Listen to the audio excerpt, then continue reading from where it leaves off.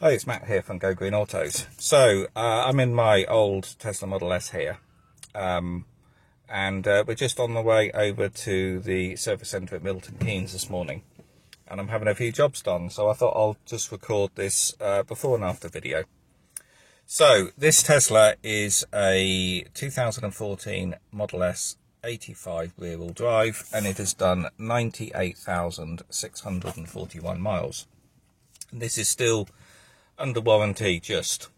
So I took it into Milton Keynes about 6-7 weeks ago and got them just to check out the motor, because while this was still under warranty, I'd heard lots of other people had got the motors changed, and I thought I'd take the opportunity to see whether they would look at the motor on this one. And yeah, they said they'll change it, no questions asked, which is quite impressive considering the motor still worked. All the issue was with the motor is it was just a little bit whiny at low speeds, but in reality that was only under 20 miles an hour. You heard it, the whine wasn't bad, and it only whined about the same as what most Renault Zoes do. So yeah, very impressive that Tesla said they would put a new motor in it without any questions asked. Any other manufacturer just wouldn't entertain that, especially at 100,000 miles. You know, you just wouldn't have that sort of level of cover, and the motor would have to be faulty or error codes or dead before they'd entertain changing it. But yeah, very impressed with Tesla so far. They just said, yes, we'll book it in and fit you a new motor. So while that is going in for that, I thought I will pay and have the MCU2 upgrade. So this screen and the computer behind it is getting upgraded to the later version to give the vehicle a new lease of life. So I thought I'll just quickly do a before and after filming of the system here. So basically it's just going to give me a snappier interface. So on this, it's not too bad. The maps are pretty responsive. I'm quite happy with them. However, the navigation has stopped working. For some time now, I haven't had navigation, and I've got an error up here saying the maps are unavailable, and even when connected to Wi-Fi, I can't load them. Apparently that's an issue with the SD card and corrupt data behind the system, but knowing this was going to get changed in, well, today, for the last 3 weeks, I've lived without navigation, which has been a bit of a pain, but of course all this is going to get replaced, so that will be good. But the other things it gives you is going to give new games, because I've got only the basic games on this one. It's going to give YouTube, Netflix, and a few other things. What I do find on this is the web browser is pretty much non-existent. You can see there I've pushed that and it's not even going to load. And when it does load, it just won't load any pages, even if you're connected on Wi-Fi. You can see the sort of delay on that. The web browser is absolutely useless. I understand on the with the MCU2 it's still not great, but yeah, it's just really bad. And that would be quite handy sometimes to have a web browser on the screen there. But yeah, the rest of it is all fine. But it'll be quite nice having it a little bit snappier and give it a new lease of life. So yeah, that's it. Oh no, there's one other thing. The drive shafts on this. The drive shafts are a bit creaky. They sort of pop and creak as the power engages or disengages. And that's got progressively worse over the last month. There's clearly a lot of play in the drive shafts. So Tesla said they were going to lubricate them.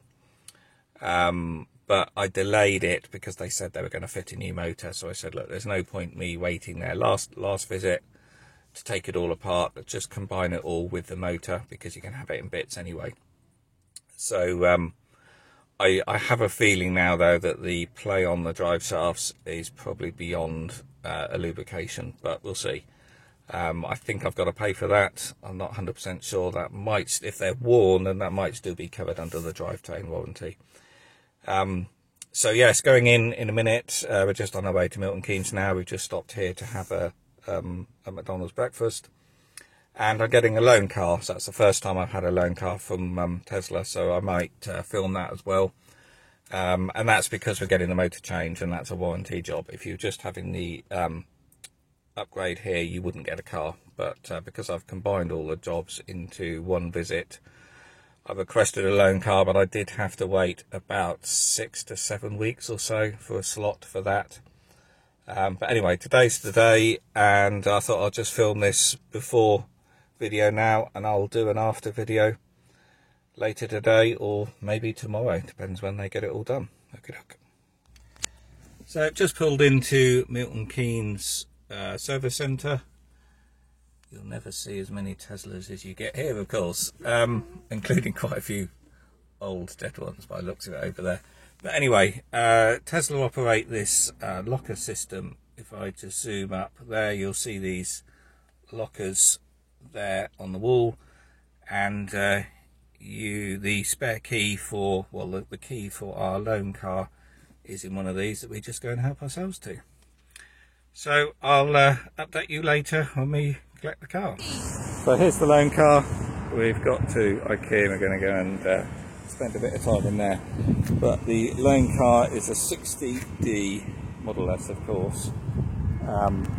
But being newer than mine, it's got the next gen seats, which are quite interesting to try.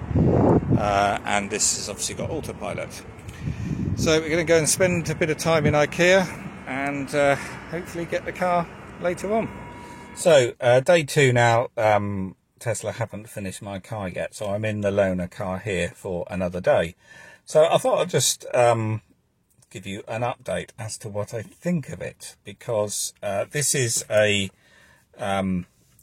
dual motor version, and I've got the single motor version. Mine's a 2014 original 85 rear-wheel drive. This is a 2017, I think, 60D, and it's got autopilot 1. Doesn't have the cameras on the side, but it's got the camera up there, and it's got the autopilot 1 on here. So it's got quite a bit of stuff on that my car doesn't have, and some of it I like. To be honest, I couldn't be bothered about any of the autopilot stuff. It's not good enough. I've had plenty of other cars that have had semi-autonomous driving, faux pilot, or whatever you want to call it, on other cars, and to be honest, I don't generally use it. I prefer to drive. When they do full level 5 driving, then yes, great, I'll be all in, but until then, I don't drive on motorways enough to justify it, and certainly the price of this car is probably £15,000 more than my Model S. And the only real difference is having autopilot 1, so I certainly wouldn't want to pay for it. But there's a couple of other things. This has auto hold, so when you put your foot on the brakes and then let your foot off, it holds the brakes like a lot of modern cars have. But my 2014 Model S doesn't have that, and I miss that. I've had that on many previous cars, and that's one function I do miss, so that's nice. The other thing that's nice on this, it's got much stronger regen, because you've got 2 motors, one at the back, one at the front, so you're doubling up on your regen when you're slowing down, and that is nice. The regen on this is much better than a rear-wheel drive model. But apart from that, to be honest, I think I prefer my older car. So this has got the next level seats, where you've got the thicker bolsters and a bit more shape to them. They're okay, and they did the upgrade because supposedly they're more comfortable. To be honest, I don't find it. I find you sit on top of these seats more, because they do hug you in, but I feel like they are higher, and I actually prefer the older, flatter style. There's not much in it. I'm sure you'll get used to it, but out the two, I probably prefer the original flatter ones, and I don't find them uncomfortable at all. As for the centre console here, obviously the later cars, it's got this thing, isn't it? Yeah, have this sliding centre console. I wanted to put one of these in mine, because mine's got the original open area here, and now I've lived with this for a couple of days. I'm glad I've got the open area, and I'm glad I didn't spend the money. I think this is about £1,000 to get this fitted, or you can buy aftermarket ones for 400 or 500 quid. I'm glad I haven't spent the money, because there's an awful lot of wasted space with this. Okay, you get the cup holders here, which I did want, but there's all this space down here that stuff would get lost and you can't really use. And you know, you can have a phone there, but there's a lot of wasted space with this. So yeah, I'm glad I've actually lived with this for 2 days now, and I didn't go to the expense of adding one to my car. So next is the performance. Obviously this is a dual motor one, and I've got a single motor, and it's been a good test actually. I've been driving this for 2 days, and to be honest, I prefer the single motor. I think on paper these are slightly quicker, but in normal driving, the rear-wheel drive feels faster. The rear-wheel drive gives you more of a kick, you know, head back to the headrest acceleration when you stick your foot down at whatever speed, whereas the dual motor doesn't. The dual motor might be quicker off the line, but you're not doing that all the time. Where I find you notice it is if you're already doing 40, 50 or 60 miles an hour and you stick your foot down.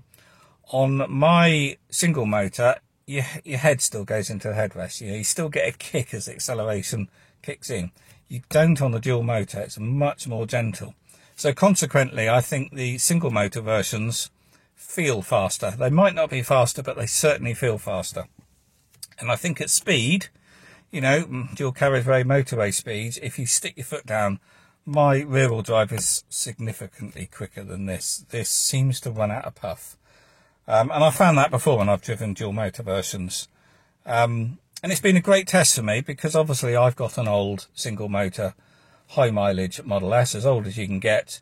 And at some point, maybe later this year, next year, I would upgrade. And if another Model S came into stock, I'd probably upgrade. And I sort of do little upgrades every 6 months and just improve my cars. And my assumption always was, you know, when you get to a Model S, what the hell do you go on to? And, you know, it will be a better Model S. So my assumption was I'll get a dual motor at some point, maybe the new shape like this, the new front end on it, and then maybe one day go to a performance version. But now I've had this for 2 days and been driving it, I don't really think I want to pay the extra for a dual motor, because as I said, these are, you know, 10, 15, 20,000 pounds more than my cheap non-autopilot oldie. And because of the updates you get on them all, and of course I'm getting the MCU2 upgrade on mine, there isn't much else difference with them, with an old one compared to a new one. So yeah, it's been a good test. And yeah, well, to be honest, I think the older versions without the cameras, the old nose cone, they're a cracking buy, because people assume that, well, obviously people are willing to spend a lot more money for the new shape dual motor, but there isn't much in it. And I think the old 2014, 2015 cars are a lot cheaper, and that makes them a cracking buy now. Because out of the two, I would rather have the single motor. Now I've lived with this one for 2 days. And the final thing is, the first thing I noticed getting into this car yesterday was how this screen was much brighter, and it's got like a bluey tinge to it. Obviously when I picked my car up, which I thought was going to be today, but it's probably going to be tomorrow now, I'm going to have a new screen in mine because I'm getting that upgrade. So mine's going to look exactly like this. But I hadn't noticed it on mine. Clearly the screen was going a little bit yellow, but you'd expect that because mine's 7.5 years old and has done 100,000 miles or so. But yeah, this screen, I'm used to it now, but it was very bright, and it certainly got this sort of bluey tinge to it. So yeah, I'm assuming mine's going to look exactly the same as that. Another little difference between the two cars is when they changed the front end of the cars, did the revision in 2016, I think. They switched the locations of your wiper stalk and your cruise control stalk. So on the earlier cars, the cruise control was at the top and the wiper stalk was at the bottom, and now they've switched them around, which is better. But of course, I'm going for the wipers down here all the time now. But that's something you very quickly get used to. Because this has got Autopilot 1, you get all of the vehicle and road ahead graphics in the middle, which mine doesn't have, because my car doesn't have any cameras on it whatsoever. So I have a round speedo and the power information in the speedo, whereas on the later cars you get it on the outside of the power graph. I actually prefer the layout of the older cars on the dash, but of course you're not going to get on the new ones because they've got cameras and it's displaying that information. If you don't have autopilot on, I think it's completely a waste of time having that information on the screen. I'd much rather have the old speedo, but I can see why they do it, because it's reassuring the driver that you can see what the car is doing and seeing. So it's all about progressing to full autonomy and giving you some confidence that the car is working behind the scenes. So I completely get it, but out of the two, I prefer the old dash. So the final thing is, obviously this car is newer and has done nearly half the mileage of my car. So it feels a bit stiffer, a bit tauter. The suspension is a bit more forgiving than mine is. Mine's has done 98,000 miles or so. This one's done 66,000 miles, so nearly half the mileage. So you'd expect this to feel better, and it does. There's not a huge difference. Actually, that's one of the things that has reassured me, actually. Let's just turn that off. Is that it's made me realise my car is better than I thought. Because there isn't a huge difference between this and mine, but because I got out of mine straight into this, I did notice a difference, and this does absorb the bumps a little bit better than mine. But of course you would completely expect that. Mine is going to be more tired, but the difference isn't great. And if you didn't have that out and in out of my car into this car immediately and driving both within 5 minutes, you probably wouldn't notice it. So it's made me feel a little bit better about my car and how good value a very old 2014 high mileage Model S is, because there isn't much difference between that one and this one. So yeah, in that respect, it's been a good, or a very useful 2 days of driving this. But my car's not ready yet. I haven't had a text yet. We're day 2 now and they've still got mine, which is fine. Doesn't matter at all. It's just very handy having a courtesy car so I can continue doing my day-to-day things as normal. And so yeah, that's it really. So the next update will probably be tomorrow when I go off back to Milton Keynes to collect my one if it's ready. So it's now Tuesday the 7th of September and I've just had a text from Tesla to say my car is ready. So you have 24 hours to return a courtesy car, and obviously this is their car. But I'm going to do it now because it's convenient to do it this afternoon. So I've got it on charge there and I have just washed this ready to take it over and collect mine this afternoon. It's a little bit suspicious though, is I called Tesla yesterday because it's actually been 3 weeks now they've had my car without an update. So I called them yesterday to say, look, you know, it's not a problem because I've got your car here, so I don't really worry, I'm not worried about the time scale, but you know, what's going on? Let's have an update. And they said, we're waiting for some parts, but they're due in today. And then today I've had the message to say it's ready to collect. So I do just wonder whether after 3 weeks me chasing has sort of made them realise that they hadn't done something. I don't know. I can't imagine they're that disorganised that cars sit there in the yard without people ordering parts, but maybe, you know, just after 3 weeks of me chasing, suddenly the car's ready the following day. But anyway, not that it really mattered because I was in their loan car, but I'm really pleased I waited and ordered a car, because if I was without my car for 3 weeks, that would have been a right pain. So, yeah, so I'm just going to clean the inside of this out, get all my bits and pieces out, and then go across to Milton Keynes to swap back over. So I've just washed this car, and I've noticed there's some scuff marks on it, which is so frustrating. So when you sign the agreement to take a loan car from Tesla, you're liable for the first I think £2,500 of damage, or £2,000 of damage, something like that. I'll flash it up on the screen when I dig the document out. And the car, while I didn't inspect it, there was nothing known damage marked down. So and I would have seen that. So I hadn't noticed this, and I've just washed it, and there is a scratch starting from there along that seam, all along this side, down there. There was a smaller scratch there, but that's polished out, and some scuffing under here at the front bumper and a little crack. So I've got the polishing machine on it, and obviously it won't polish out, it's too bad, but it does look much better. But I just didn't know I'd done it, and I don't know where I've done it. That's the trouble, these are such big cars.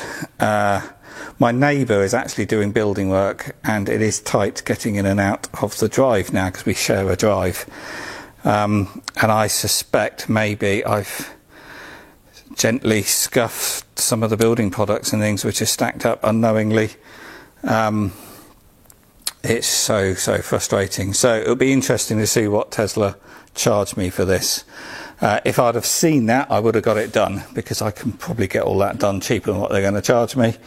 But I didn't know until now, and it's too late now, obviously, to get that sorted. So I'm going to take it back, own up, and see what the consequences are. So I will update you later.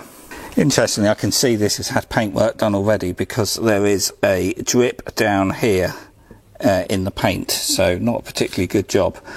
So I guess they're just going to get this done again and charge me, because it looks like it's been done previously and pretty badly as well.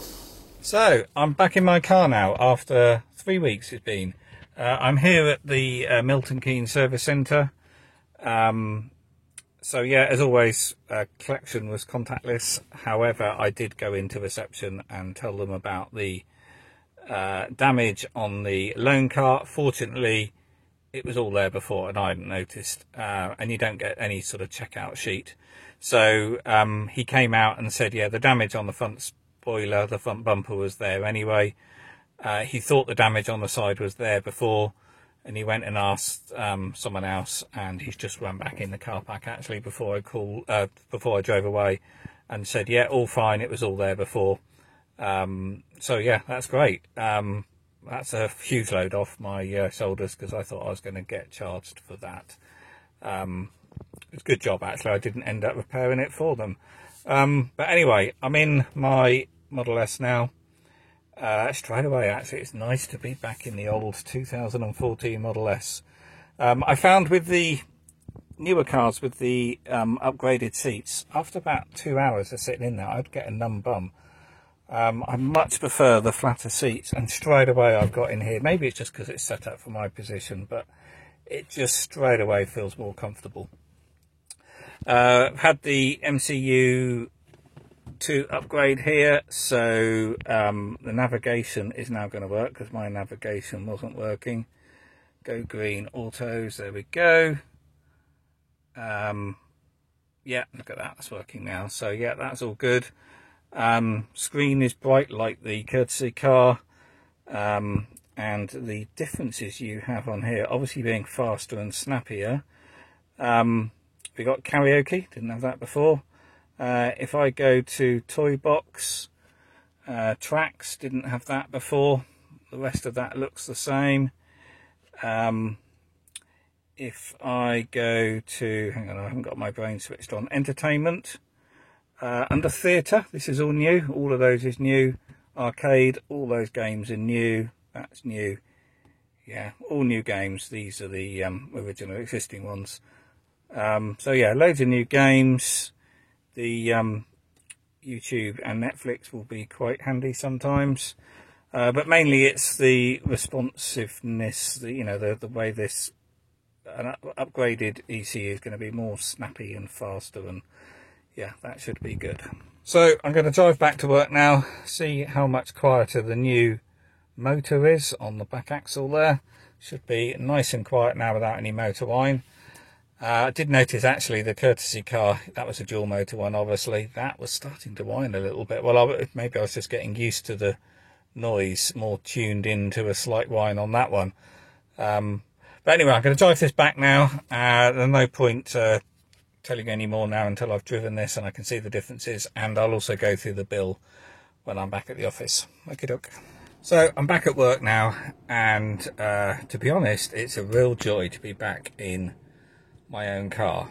And it's been a good experience, a good lesson, because myself and everyone would assume a refreshed Model S dual motor is going to be a better car than an earliest 2014 car. The main difference why it isn't, and why I prefer this, is because this is so much punchier.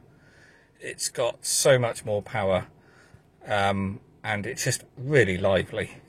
Feels a lot faster. It certainly accelerates faster. Maybe off the line a dual motor has the edge, but there's not much in it. Certainly once you get any speeds above 40 or 50, this is so much faster.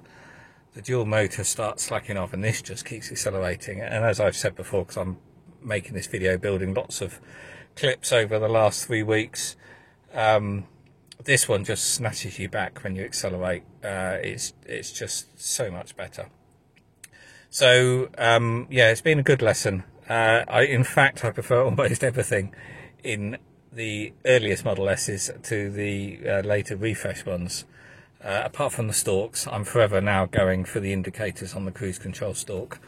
But I prefer the dash layout on the early models. I don't need all the visualization stuff for the autopilot. And indeed, this car doesn't have autopilot, and that doesn't worry me at all or bother me. I never use it on any cars I've had. You know, when it's full self-driving, fine, I would want it. But in the interim, I don't need lane keep or adaptive cruise control. The autonomous braking is good, and actually it did activate a few times. Didn't actually brake, but it gave me the red car and the warning that I was getting too close when something stops in front. I do like that, and of course this car doesn't have it. But apart from that, I like the seats in the earlier model. I much prefer not having a centre console here. As you can see, I've got all sorts of crap in the middle. I've also got one of those window smashing handles. I found that in a van I got in, so I took it out and put it in. No, actually it was in a Zoe, thinking about it, and I stuck it in here rather than chuck it in the bin. But anyway, yeah, I was going to buy a centre console for this, and they're expensive, but now using one for 3 weeks in the other car, I'd much prefer having the open area. I know I've got a box here full of McDonald's sauces and napkins and things, but you can get so much more in here. There's no wasted space, and actually I didn't end up using the cup holders down there. I still used them up here anyway, so that open arrangement is far better. So that's been a good lesson as well, and has saved me £400 or £500 buying a console. So yeah, it's been a good experience. And this is all a lot better now, obviously a lot more lively. It's a very expensive upgrade. I only did the upgrade because the car was going in anyway for the warranty work, so I thought I'll pay for it as it's going to be off the road. And this car has gone up in value quite a bit, and I got it at a fair price as well, so I'm not going to lose any money on the car. I'll probably make money, and by having this upgrade, it's only going to add about the same sort of money on the vehicle anyway, so it's not like they're throwing money away. I'm going to get it all back when I come to sell. And now this car's got a new motor on the back, the value is probably a bit better again now as well. So I'm glad I've had the upgrade. My other one was getting very slow and a bit glitchy, but it's basically the same. It only gives you the extra functionality, but all of this is pretty slick. Let's just put on Google Maps. Cool, that's loading quicker, hell of a lot quicker. Yeah, it is all much faster. Yeah, and we're not connected to Wi-Fi either. Yeah, this would have taken 30-40 seconds to load before, so yeah, there we go. It does annoy me that all the Google Maps points don't come on. Like, there should be Go Green Autos coming on there, and it never does. Yet we get 80 Automotive over there, and they only moved in a couple of months ago, so why don't we get any others? If you know what dictates the pinpoints, why you get some and not others, do let me know in the comments below, because I would like to know why Go Green Autos doesn't show up on these. Yet obviously it's on Google Maps, of course. A couple of little things I noticed jumping back into my car. This feels more planted at speed. It seems to hug the road better, and there's no reason for that. They should be identical because they've got the same size tyres, same size wheels. And actually the dual motor has more weight at the front, so it should be the opposite. That courtesy car, I think it did need the front wheels rebalancing. There was a bit of a little wobble at speed. But certainly this feels better at speed and more planted when you're hooning it round roundabouts and things. There is a noticeable difference, and actually the suspension isn't as bad on this as I thought. When I jumped in the other one, I noticed a difference with tighter tortoise suspension, and I suspect this to feel a bit clunky when I got back into it after 3 weeks, but not at all. This feels great, so it's made me enjoy and appreciate this car much better now. And the other thing is lack of regen on these single motor ones. You're not going to get as much regen as you do on a dual motor. That's very noticeable. But also the brakes on this are bad, and I didn't realise until driving the other. Got back in this and the brake pedal sank to the floor, and I think, oh Jesus, not much braking here.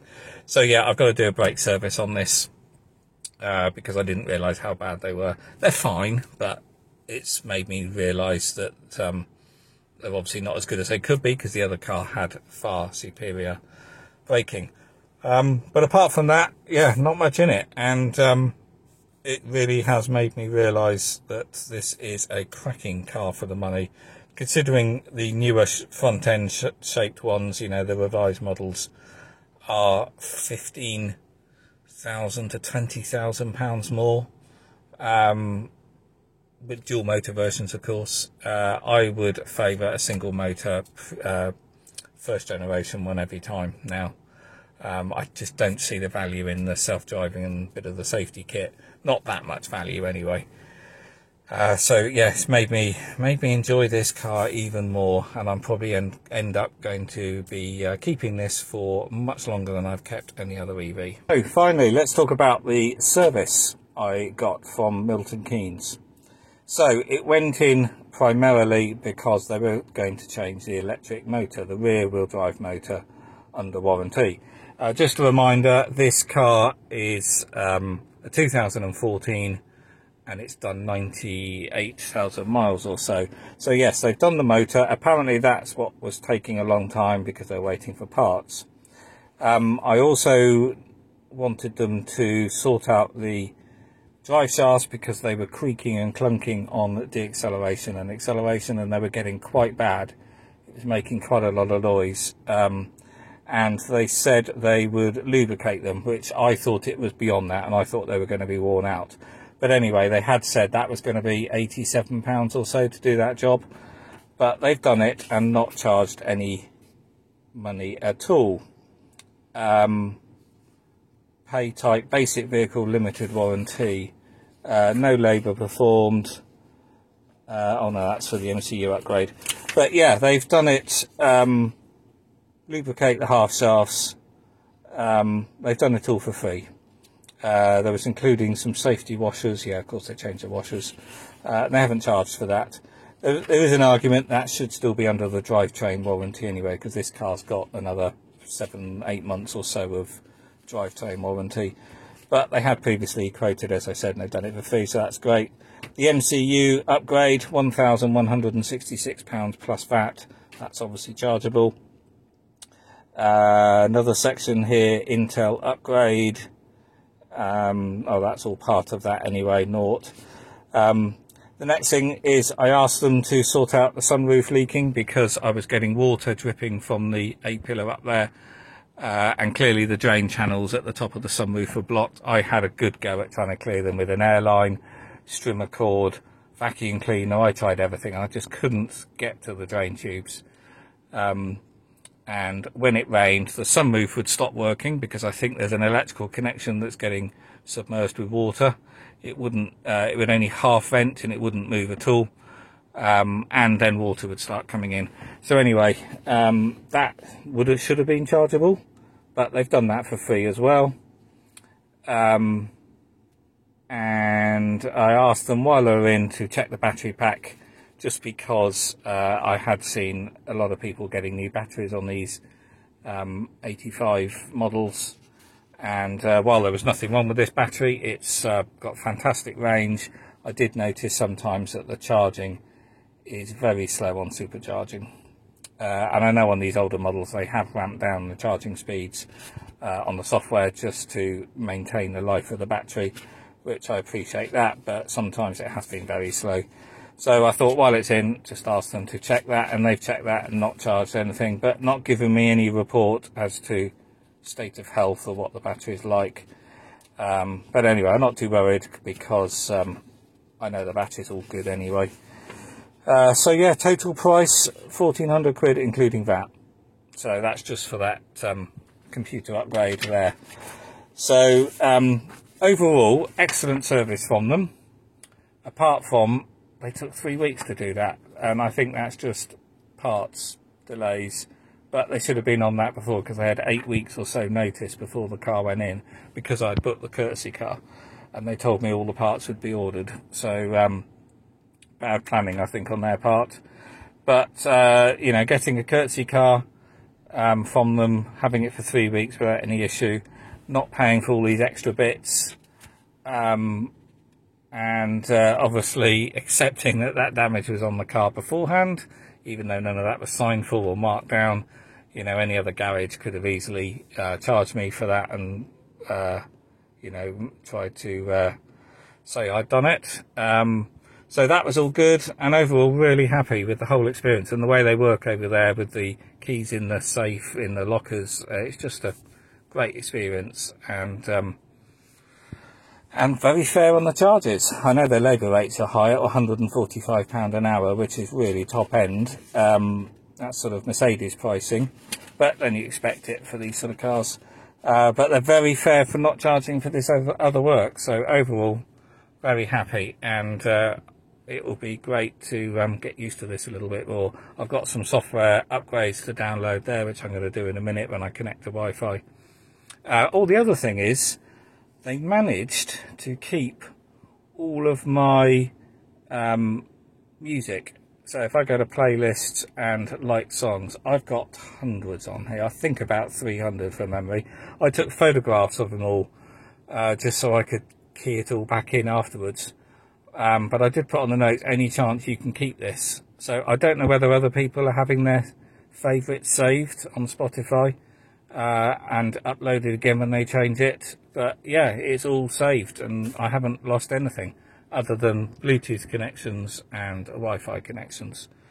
So that's all good as well, because I was expecting to, for many weeks, to get all my music back in. Because I don't have a Spotify account, I'm just using the Tesla account. So I think that's about it. So I hope I can stitch all these little recordings together to make a video that is useful and watchable. So if you've liked this video, please do click the thumbs up on YouTube, because that really does help other people find this and find the channel. And do subscribe, and more EV videos coming soon. Oh, and if you want me to record anything on this Model S, this is a 2014 one, the oldest Model S you can get in the UK. If you want to know anything about them or want me to record anything about this car, then again, write in the comments. Okay, bye then.